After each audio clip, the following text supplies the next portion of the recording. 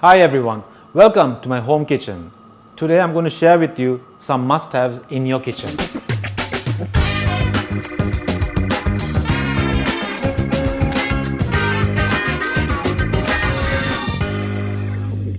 The most important thing you can have in a kitchen is a really sharp knife. Invest in a good one, it will last 20 years, keep it sharp, and cutting boards. There are enough wood in this country. Get some made, buy some, but have multiple cutting boards for multiple products like the hotels and restaurants do. You prevent cross-contamination. When you travel again, go to Chinatown in parts of East Asia, you'll find some amazing stuff, and this knife is something I've been using since my university days. The price is about $3 and the Chinese cleaver, but it makes a lot of sense in a Sri Lankan kitchen, from bashing onions, garlic, ginger, chopping, cutting, amazing stuff. Small cutting boards, you can cut and serve directly to the table. Again, you prevent cross-contamination and it becomes a beautiful thing to present to guests. Get a few. It's not a must, but it's a very useful thing when you have it, because then you don't have to use the big cutting boards and you don't have to wash a big cutting board. Wine opener. Every time I go to my friends' houses, sometimes I don't see a nice, easy to use wine opener. Try to get one with two pivots so that it's easier, and for novices also it's easier to use to make wine opening a breeze.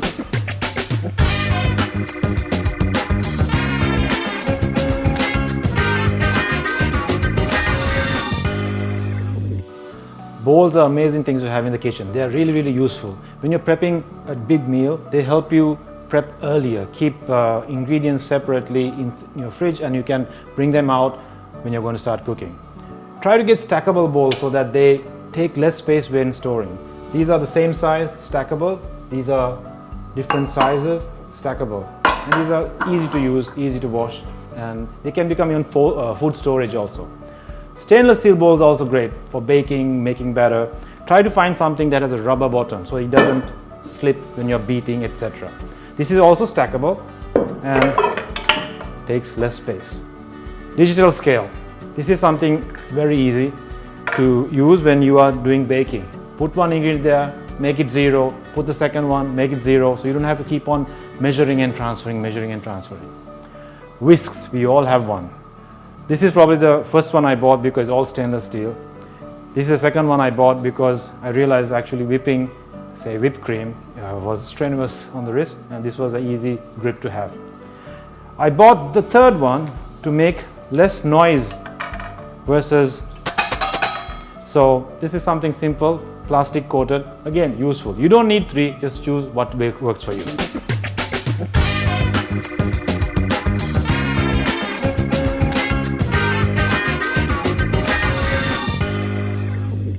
Let's get into the smaller utensils of a kitchen.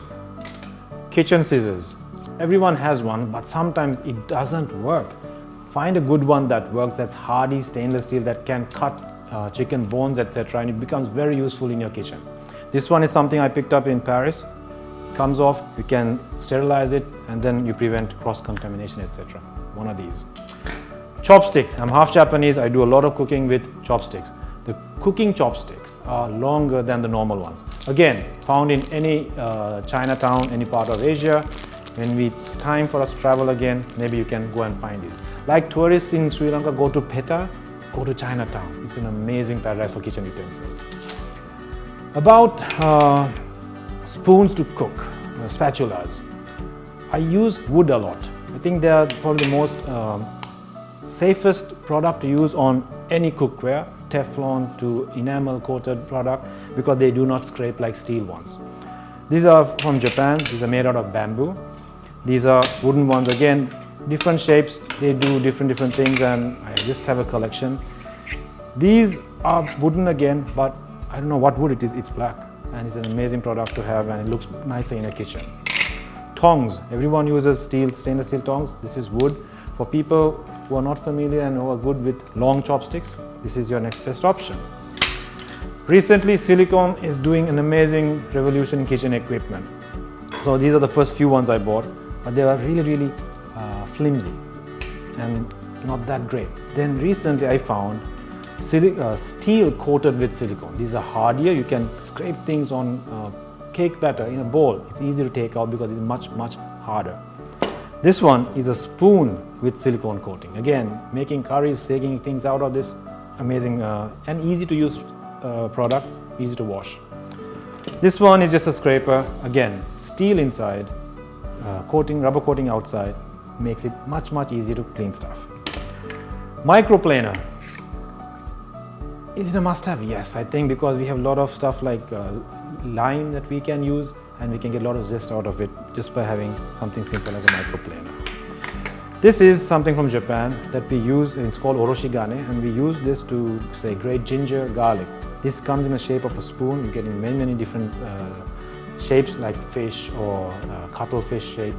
But this one, when you do grate the ginger, the juice still remains here, so you don't lose the liquid. So it's not easy to find, but you find one of these, just grab one.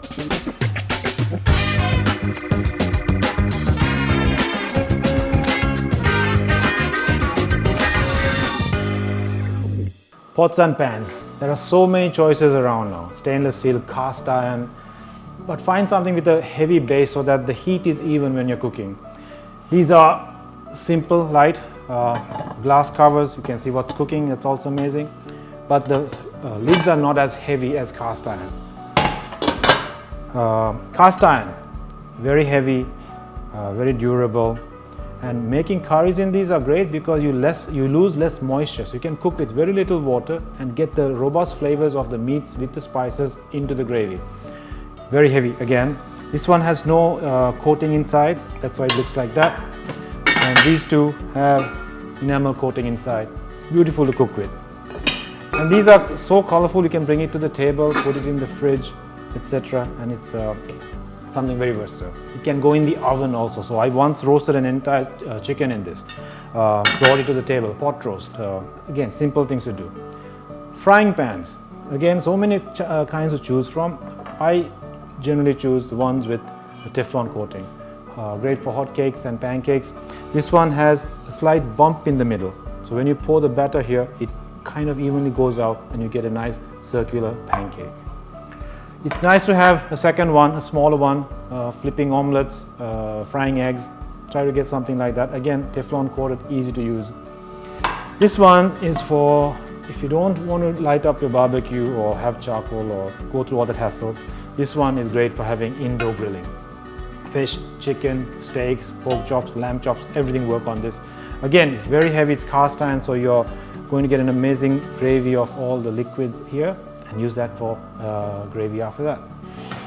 This is a hopper pan. I found it very useful nowadays. I make chicken curry in about 7 minutes in this, and also frying an egg. You get totally circular fried eggs, and if you want to serve it with a curry, it looks very beautiful, artistic. Keep the eggs in a fridge. You're going to get the yolk very tall then, and it looks amazingly sexy when you have a beautiful, thick, a tall egg yolk on a fried egg. Woks. This is something flat. This is what you get for home use. What we get in the restaurant is all circular, but it's very difficult to keep it on, say, induction or hot plates or even on gas. So you're going to get something flat that's domestic use and amazing to make fried rice to Chinese dishes, etc.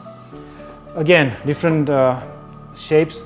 With this one, I use it just to boil vegetables because you get most water surface area, and you can boil broccoli, carrots, whatever you want in a shorter time and evenly. So because if you get a deeper one, you get some vegetables at the bottom and some vegetables on top, and you're going to get unevenness in cooking. So something like this, it's useful to have. So this is my kitchen collection.